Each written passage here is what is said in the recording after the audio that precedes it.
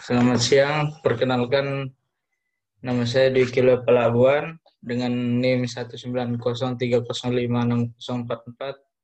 Kali ini saya akan menjelaskan materi ilmu reproduksi ternak tentang fertilisasi. Fertilisasi biasa disebut juga dengan pembuahan. Pada proses fertilisasi, telur akan melebur bersama spermatozoa dan akan membuah zigot. Pembagian jenis fertilisasi dibagi menjadi internal dan eksternal. Yang pertama internal yang terjadi dalam tubuh dan fertilisasi eksternal yang terjadi di luar tubuh. Proses fertilisasi tahapannya yaitu kapasitas spermatozoa dan pematangan spermatozoa, lalu perlekatan spermatozoa dengan zona pellucida, lalu penetrasi zona pellucida, bertemu sperma dan oosit. Kemudian aktivasi ovum sebelum sperma bertemu oosit, reaksi zona untuk menghadapi sperma yang masuk setelah penetrasi. Struktur sperma memiliki bagian sebagai berikut. Yang pertama ada kepala, badan sperma, dan ekor. Ini merupakan gambar menunjukkan momen terpenting babak awal sejarah anak manusia, yaitu upaya penetrasi sel sperma menembus ke dalam dinding ovum. Periode ovum terjadi sejak ovulasi hingga fertilisasi. Ovulasi merupakan proses pelepasan sel telur yang terjadi sebelum fertilisasi. Proses fertilisasi berikut merupakan gambaran pertama menunjukkan proses sperma masuk ke dalam vagina. Pada gambar kedua menjelaskan jutaan di antara sperma yang berjuang dapat berhasil masuk dan sisanya mati di lingkungan yang asam.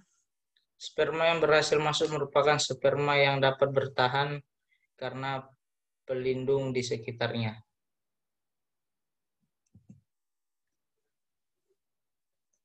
Proses fertilisasi selanjutnya, sperma yang bertahan harus melewati serviks dan membuka rahim.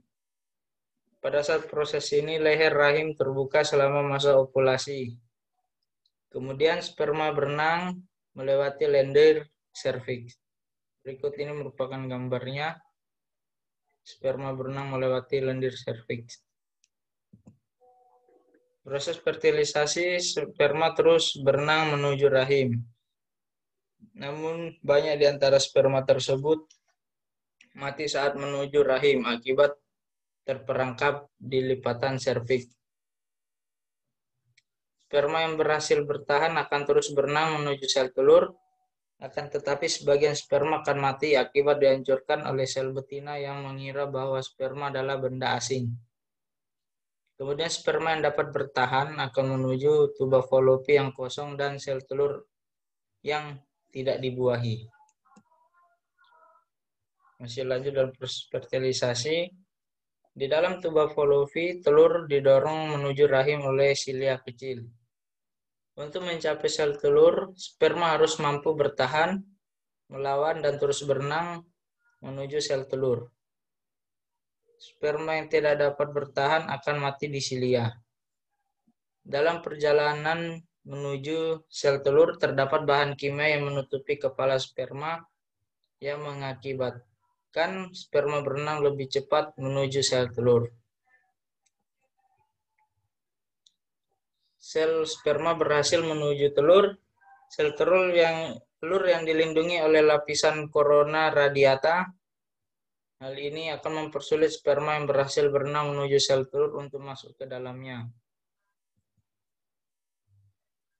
Maka dari itu, sperma yang berhasil berenang menuju sel telur harus didorong agar mencapai lapisan luar telur. Saat menuju bagian luar telur, sperma menempel pada reseptor sperma. Pada proses ini akan terjadi pelepasan enzim yang akan mempermudah sperma untuk masuk ke dalam lapisan.